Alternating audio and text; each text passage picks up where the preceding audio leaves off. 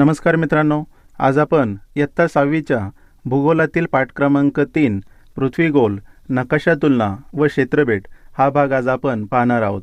मागील पाठामध्ये पृथ्वी गोलावर अक्षवृत्ते व रेखावृत्ते कशी काढली जातात आणि त्यावरून एखाद्या ठिकाणाची स्थाननिश्चिती कशी केली जाते हे मागील भागात तुम्ही शिकला. या पाठात आज आपण पृथ्वी गोल व नकाशा यातील फरक शिकणार आहोत. चला तर मग सुरू करूया. मुलांनो, नकाशा हा भूगोल विषयाचा प्राण आहे असे म्हटले जाते. तो जर समजून घेतला तर आपल्याला भूगोल हा विषय समजून घ्यायला सोपा जाईल. यामुळे या पाठात नकाशा म्हणजे काय, त्याचं भूगोल विषयातील महत्त्व काय ते समजून घेऊ. बऱ्याच वेळेला आपण शाळेत नकाशे पाहतो, त्यावरील खानाखुणा पाहतो, पण नकाशा म्हणजे काय असे कुणी विचारले तर सांगताना अडखळतो. तेव्हा नकाशाची खालीलप्रमाणे सोपी व्याख्या आपल्याला करता येईल. पृथ्वीची सपाट कागदावर किंवा सपाट पृष्ठभागावर काढलेली प्रमाणबद्ध आकृती म्हणजे नकाशा होय. ही झाली लक्षात ठेवण्यासाठी सोपी व्याख्या. तुम्ही जगाचा नकाशा, भारताचा नकाशा पाहिला असेल. मग या नकाशांना प्रमाणबद्ध का म्हणायचे, ते अचूक असतील हे कशावरून ठरवावे असा प्रश्न पडतो. तेव्हा हे समजून घ्या. आताचे युग हे विज्ञान युग आहे. उपग्रहांच्या साहाय्याने किंवा त्यापूर्वीही काही अचूक आकडेमोड करून आपल्या पृथ्वीचे मोजमाप केलेले आहे. यामुळे आपल्याला पृथ्वीचा परिघ, तिचा व्यास, तिचे दोन्ही ध्रुवांदरम्यानचे अंतर याचे मापन करून कागदावर तिच्यासारखीच आकृती काढताना योग्य प्रमाण घेऊन नकाशे काढले जातात. आता आधुनिक टेक्नॉलॉजी वापरून कोणत्याही भागाची कमी वेळेत अचूक मापन करून नकाशे काढता येतात. नकाशाच्या साहाय्याने एखाद्या ठिकाणाची किंवा प्रदेशाची माहिती करून घेता येते. यालाच नकाशा वाचन असे म्हणतात. नकाशा कोणत्या प्रदेशाचा किंवा देशाचा आहे ते नकाशाच्या उजव्या बाजूला दिलेल्या प्रदेशाच्या नावावरून समजते. यालाच आपण नकाशाचे शीर्षक म्हणतो. याच शीर्षकाखाली किंवा बाजूला ते कोणत्या प्रकारचा नकाशा आहे ते समजते. उदाहरणार्थ, भारताचा नकाशा असेल तर जवळच प्राकृतिक किंवा राजकीय असे लिहिलेले असते. नकाशाचा उद्देश हा त्याच्या उपशीर्षकावरून लक्षात येतो. म्हणजे भारताचा राजकीय नकाशा असेल तर आंतरराष्ट्रीय सीमांबरोबर राज्यांच्या सीमा, त्यांच्या राजधान्या, प्रमुख शहरे दाखवली जातात. तसेच भारताचा नकाशा जर प्राकृतिक असेल तर भारताची प्राकृतिक वैशिष्ट्ये दाखवणारा हा नकाशा असतो. जसे पर्वत, पठारे, मैदाने, सरोवरे, नद्या, त्यांच्या उपनद्या इत्यादी माहिती सांगणारा प्राकृतिक नकाशा असतो. थोडक्यात नकाशाच्या शीर्षक व उपशीर्षकावरून नकाशाचा उद्देश समजतो. तसेच काही नकाशात पिके, खनिजे, खडक इत्यादींची माहिती दिलेली असते. नकाशा पाहण्यासाठी दिशादर्शक बाणाने उत्तर दिशा दाखवलेली असते. तसेच सूचीवरून नकाशातील माहिती मिळते.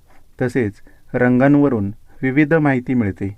जसे पाण्यासाठी निळा रंग, मैदानी भाग दाखवण्यासाठी किंवा जंगलांसाठी हिरवा रंग, पठारांसाठी पिवळा रंग, उंची व खोलीनुसार रंगांच्या गडद फिक्कट छटा वापरल्या जातात. ही झाली नकाशाबाबतची सविस्तर माहिती. आता आपण नकाशाची वैशिष्ट्ये पाहूया. पहिलं वैशिष्ट्य आहे, नकाशा हे द्विमितीय साधन आहे. द्विमितीय म्हणजे लांबी व रुंदी अशा दोन मितीय असलेला पृष्ठभाग म्हणजे द्विमितीय. उदाहरणार्थ, आपल्या शाळेचा फळा, वहीचा कागद, जमीन यांना लांबी रुंदी आहे म्हणून हे द्विमितीय आहे. लांबी व रुंदी मिळून त्यांचे क्षेत्रफळ तयार होते. दुसरं वैशिष्ट्य आहे, नकाशा हा सपाट कागदावर काढला जातो. तसेच तिसरे वैशिष्ट्य आहे, नकाशामध्ये कोणत्याही स्वरूपाची माहिती दाखवता येते. उदाहरणार्थ, पिके, खनिजे, नद्या, वाहतूक मार्ग, खडकांचे प्रकार यासारखी माहिती नकाशामध्ये दाखवता येते. ही झाली नकाशाची वैशिष्ट्ये. आता आपण नकाशाचे उपयोग पाहू. पहिला उपयोग आहे, नकाशा हा सपाट कागदावर असल्याने आपण एकाच वेळी संपूर्ण पृथ्वीचे क्षेत्र पाहू शकतो. तसेच नकाशाच्या मदतीने जगाचा तसेच मर्यादित प्रदेशांचाही तपशीलवारपणे अभ्यास करता येतो. तिसरा उपयोग आहे, पृथ्वीवरील नैसर्गिक व सामाजिक घटकांची माहिती समजून घेण्यासाठी नकाशाचा उपयोग केला जातो. चौथा उपयोग आहे, नकाशामुळे एखाद्या ठिकाणाचे स्थान व दिशा समजण्यास मदत होते. पाचवा उपयोग आहे, नकाशामुळे पृथ्वीवरील वाहतूक व दळणवळण सुविधा लक्षात येतात. सहावा उपयोग आहे, शेती क्षेत्र, जलसिंचन, भूमी अभिलेख, वन विभाग, लष्करी विभागात नकाशाचा उपयोग होतो. तसेच सातवा उपयोग आहे, नकाशाचा उपयोग शैक्षणिक क्षेत्रात शिक्षक, विद्यार्थी, प्राध्यापक व संशोधक मोठ्या प्रमाणावर करतात. ही झाली नकाशाबद्दलची विस्तृत माहिती. आता आपण पृथ्वीगोलाविषयीची माहिती पाहूया. पृथ्वीगोलास पृथ्वीची प्रतिकृती मानले जाते.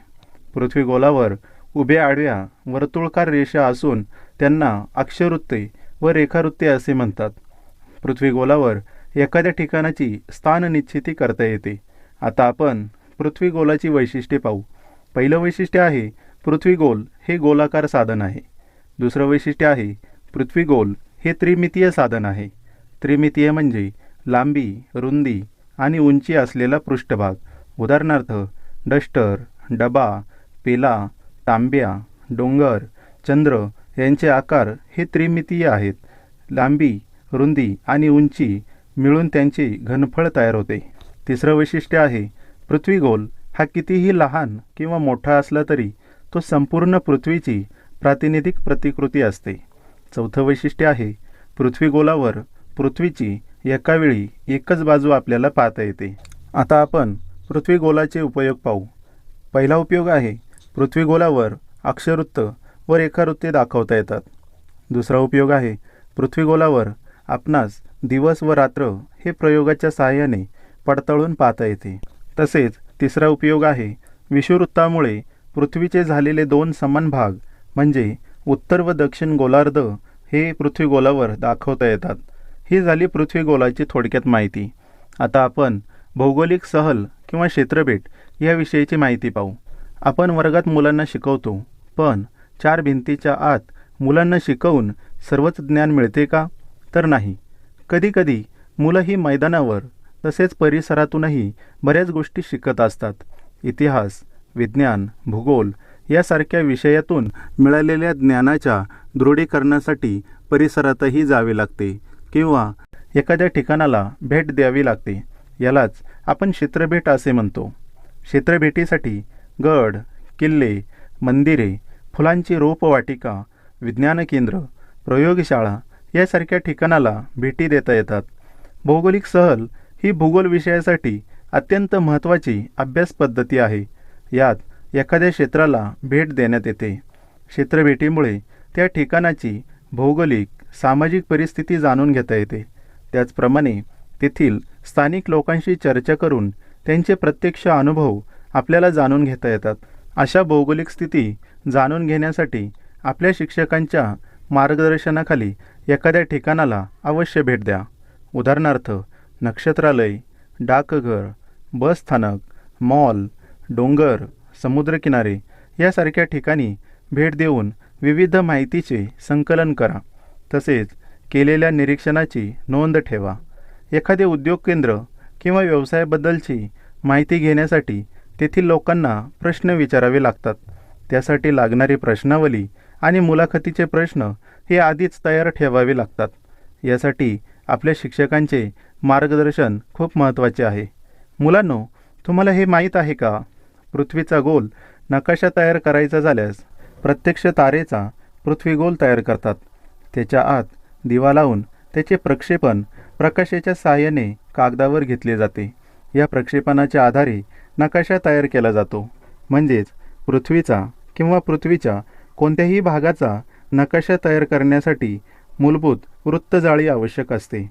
अशा पद्धतीने त्रिमितीय गोलावरून द्विमितीय कागदावर नकाशा तयार केला जातो. आता आपण भूगोलाच्या दालनाविषयी पाहूया. आर्था ही जगातील एक सर्वात मोठा फिरता पृथ्वीगोल आहे. अमेरिकेच्या संयुक्त संस्थानामध्ये मेन राज्यात यारमथ या ठिकाणी ही पृथ्वीची महाकाय प्रतिकृती आहे. विशेष म्हणजे या पृथ्वीगोलाच्या परिभ्रमणाचा व परिवलनाचा वेग हा पृथ्वीच्या वेगानुसार राखलेला आहे. मुलांनो, या ठिकाणी आपला हा पाठ संपत आहे. हा पाठ पाठ्यपुस्तकात छोटा असला तरी या व्हिडिओच्या माध्यमातून जास्तीत जास्त माहिती देण्याचा प्रयत्न केला आहे। या पाठातून आपण नकाशा म्हणजे काय, नकाशाचे वाचन, तसेच नकाशाची वैशिष्ट्ये, त्यांचे उपयोग, पृथ्वीगोलाची वैशिष्ट्ये, पृथ्वीगोलाचे उपयोग, नकाशा व पृथ्वीगोलातील फरक, क्षेत्रफळ म्हणजे काय, क्षेत्रफळाचे महत्त्व यासारखी सविस्तर माहिती आपण या पाठातून समजून घेतली। पुन्हा भेटूया अशाच नव्या व्हिडिओसोबत। तोपर्यंत पाहत राहा, शिकत राहा। धन्यवाद।